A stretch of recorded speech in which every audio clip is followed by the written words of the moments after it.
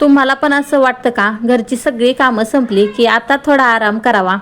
पण आई आणि गृहिणीच्या आयुष्यात आराम हा शब्द फार कमी वेळा येतो, हो की नाही हो? आज घरची सगळी कामं आवरून भाचीसाठी ट्रेंडिंग इरकल स्कर्ट आणि ब्लाऊजचं कटिंग करायला बसलेत. पण खरं सांगू का, टेलरचं काम दिसतं तेवढं सोपं नसतं. एका छोट्याशा चुकीमुळे सुद्धा ना संपूर्ण कापड खराब होऊ शकतं. नमस्कार, रामकृष्ण हरी मंडळी, स्वागत आहे तुमचं सर्वांचं माधुरीज किचन अँड ब्लॉगमध्ये.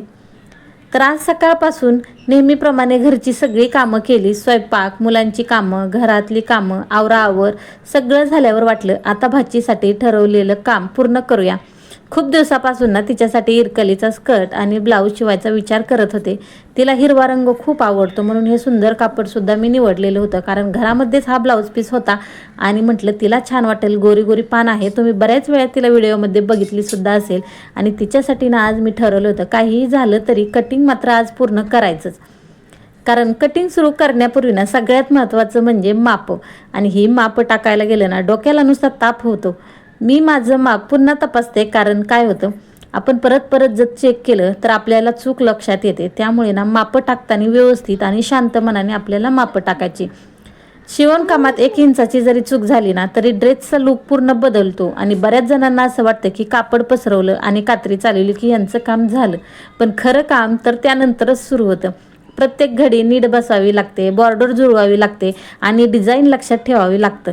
आता हे इरकलीचं कापड खूप सुंदर आहे, त्यात बॉर्डरची व्यवस्थित दिसली पाहिजे, म्हणून प्रत्येक कट आणि खूप काळजीपूर्वक ह्या सगळ्या गोष्टी पाळाव्या लागतात.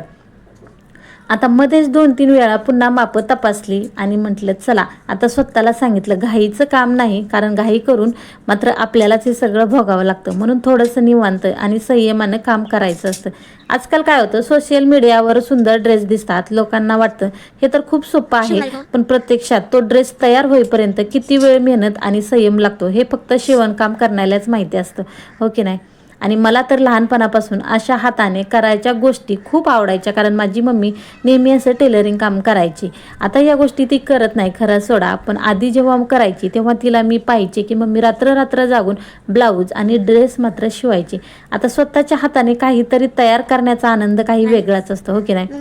कटिंग करताना एक गोष्ट मात्र कायम लक्षात ठेवावी लागते. घरात कितीही गडबड असली तरी काम करताना मात्र ना मन शांत ठेवावंच लागतं. कारण एकदा का कापड चुकलं, कापलं आणि ते आपण जर कापून ठेवलं तर परत काही जोडता येत नाही. आज जवळजवळ सगळं कटिंग मला पूर्णच करायचं होतं, कारण आता हे बघून ना मला तर कंटाळा आलेला होता की रोज मी ठरवायचे, पण रोज काय माझ्याच्याने हे करणं होत नाही. म्हणून आज म्हटलं काही झालं तरी आज हे कटिंग का होईना पण आपण पूर्णपणे करूनच ठेवायचं. म्हणून इथे पटापट सगळे मापं काढून घेतले. स्कर्ट आधी कट केला आणि आता छोटासा इथे मला ब्लाऊजसुद्धा शिवायचा होता, त्याच्यासाठी इथे मी मापं टाकत होते. पण बाहेर एवढी हवा येत होती ना, सारखा आपला हा ब्लाऊज पीस उडूनच जात होता. त्यामध्ये आमचा हा कॅमेरामॅन, त्याचं मात्र इकडे तिकडे हलवायचं काम चालू होतं, कारण मुलांना एखादी गोष्ट सांगितली की त्यांच्यावरची जबाबदारी मात्र ते पूर्ण पार पाडतीलच याची काही गॅरंटी नाही, हो की नाही?